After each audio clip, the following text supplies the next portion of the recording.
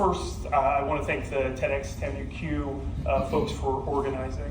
The thing that I want to leave you with today as I go through my talk is that leadership has been, I think, overcomplicated.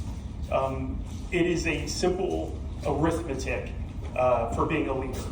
You need to be transparent, you need to be selfless, and you need to be vulnerable. And what that amounts to is you need to show your humanity in everything that you do.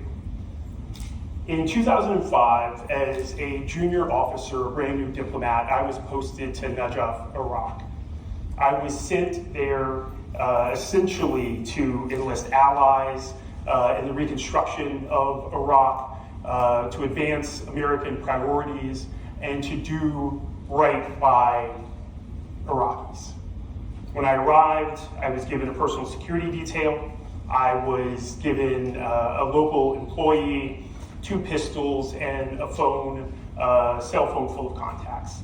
I had been a Marine 18 months later, had served in Iraq, but the head of my personal security detail came to me and he confiscated the pistols. And I said, I'm a Marine, I can handle this. And he said, sir, you're gonna hurt yourself. We will take it from here. At that point, I realized that my only job was to lead. And I thought that I was a good leader because I had been a Marine, but I had a lot to learn.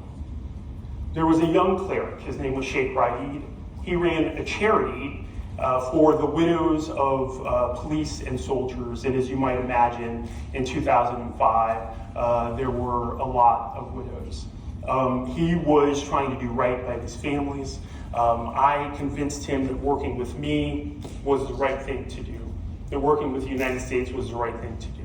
And so I had a little bit of money that I was able to provide for him. I showed up at his events, we were seen together.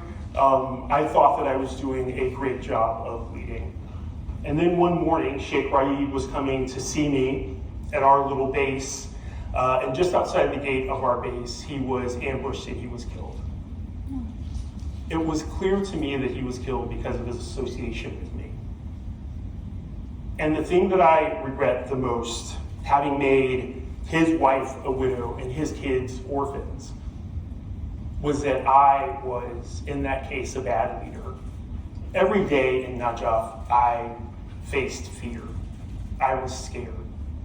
Whether it was roadside bombs or indirect fire from rockets and mortars, I had my own anxiety about the work I was doing, and I never shared it with Sheikh Raid. Had I been transparent and selfless and vulnerable and shared these things with him, he might have changed his calculations about working with me, and he might be alive today. I was a U.S. Marine, and I learned about the obsession Marines have with leadership. We talk about it all of the time. Wherever there are 2 Marines, even if they're the same rank, one of them is the leader.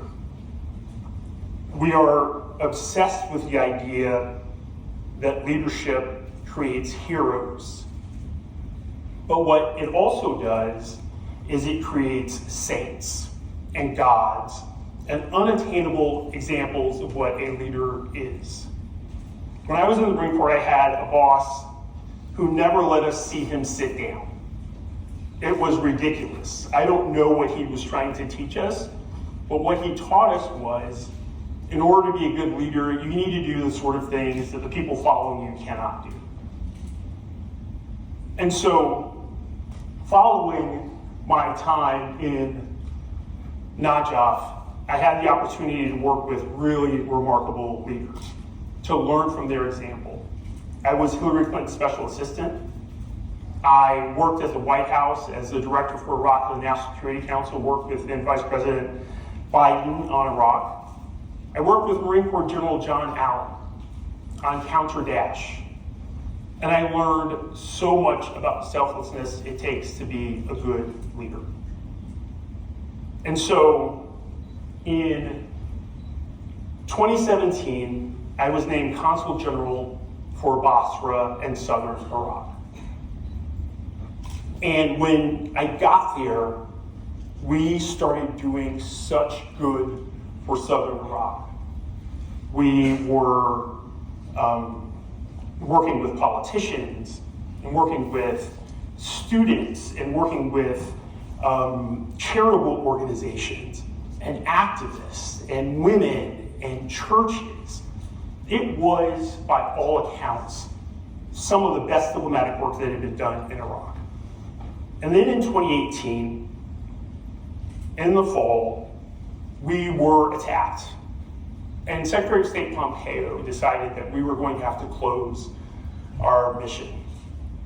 And this is me telling the 1,000 personnel in that consulate that we were going to have to end our mission. Some of these folks had been working at that consulate for over a decade. They were going to lose their jobs. They were going to be unable to send money back to their families. And I stood there and I answered all of their questions and I absorbed all of their grief. And it was emotional. And we cried. The lessons that I had learned about leadership, I employed that night and throughout the next 3 weeks. One lesson that I learned that I found was most important is that large organizations and systems reward leaders no matter. A good leader, a great leader who is being selfless and thinking about the people she or he is in charge of, knows that just by taking care of people, just by leading and being a good example, the system will take care of you. And so I didn't spend 1 second of the 3 weeks it took to close this consulate thinking about what was going to happen to me, making decisions to design my future. It was only about taking care of them. After I left Basra, after we closed the consulate, I started hearing disturbing news about some of the activists that had worked with us. And it felt familiar. I remembered Sheikh Raid.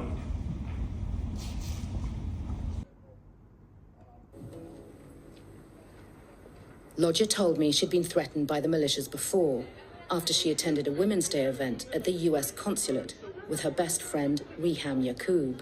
A TV channel owned by an Iranian-backed militia accused them of collaborating with the US Consul General. صاحبة هذه الصور هي اللي كاتبة هذه الكلمات الرنانة. فكانت تحريض على القتل بالسوشيال ميديا، انه احنا كعميلات وكسفيرات للتابعين للجهات معنية. 5 or 6, I don't know the exact number, of the young people, the activists, who had worked with me in Basra were killed. And each time one of them was killed, on Iranian television, they said it was because of me. A great tragedy that I still carry with me. The difference between Sheikh Raid and the young people of Basra is that in every encounter, in every conversation that I had with these folks, I was transparent and honest and showed my humanity and shared my fear for them and for us. And so while I carry a burden because of what happened to them, I also know that they would have done this work no matter. I know that I did not get them into a situation that represented any greater danger for them than they were willing to accept themselves. And so I learned the lessons. As I said, the way organizations work is that there will be some reward. The system will reward. I won the State Department's award for leadership in an expeditionary environment. I had the opportunity to work with Secretary of State Pompeo and Secretary of State Blinken as their executive assistant, one of the great jobs in the Foreign Service. I didn't have to do anything except take care of people, show them who I was, support them in their aims and ambitions, and not think about myself.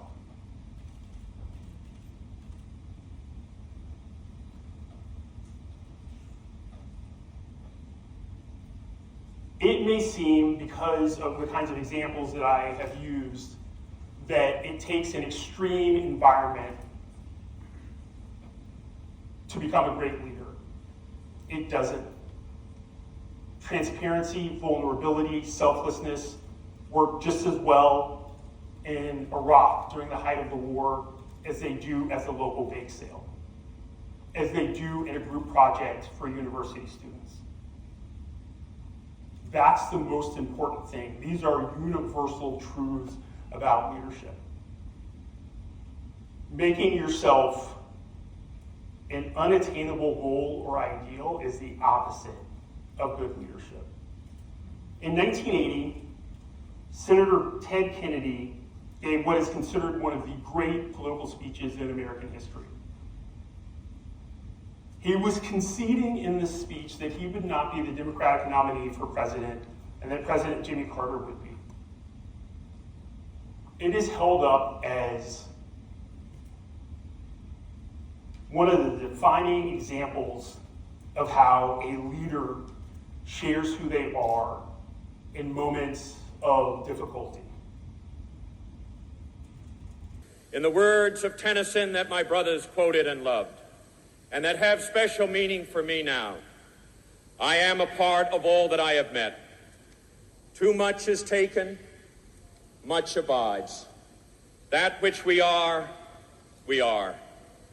One equal temper of heroic hearts, strong in will to strive, to seek, to find, and not to yield. For me, a few hours ago, this campaign came to an end.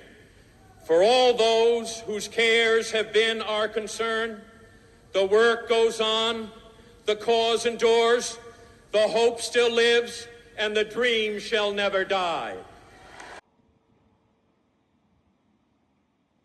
It is a beautiful speech. Here's what struck me, though. That poem that he quotes is Ulysses by Alfred Lord Tennyson. It's one of my favorites as well. And so I came upon this because I love to recite that poem, and I was looking for others who had used it. And so if you'll indulge me, I'm going to recite that portion of the poem. Though much is taken, much abides.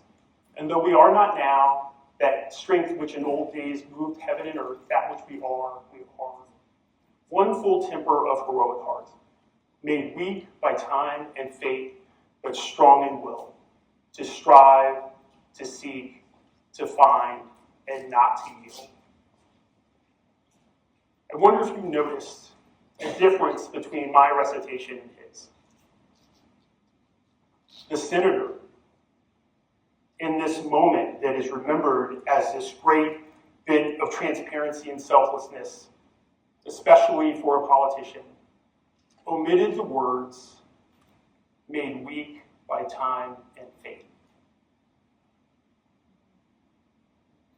The most human opportunity in that passage is to admit that you might have been made weak by time and fate. To admit the humanity of it. We'll never know why he left that out. Maybe he left it out to preserve a political opportunity in the future. Maybe he left it out because at last his ego could not allow him to admit that bit of defeat. But every day as leaders, we have to make a choice and a decision. Every day as leaders, we have to decide whether we service our egos, our ambition, our personal priorities, or whether we serve the greater good and primarily the people in our charge. And for most of us, most days, it is not life or death. It is not combat. But for the people who will follow you, the people who will grow and learn and become who they're going to become because they saw you, it is vital that you demonstrate who you are, that you be selfless, that you be ready to sacrifice, that you be transparent and vulnerable. And it's simple. You're not trying to become a saint or a god. You just want to be the best version of yourself and the best leader you can be. Thank you.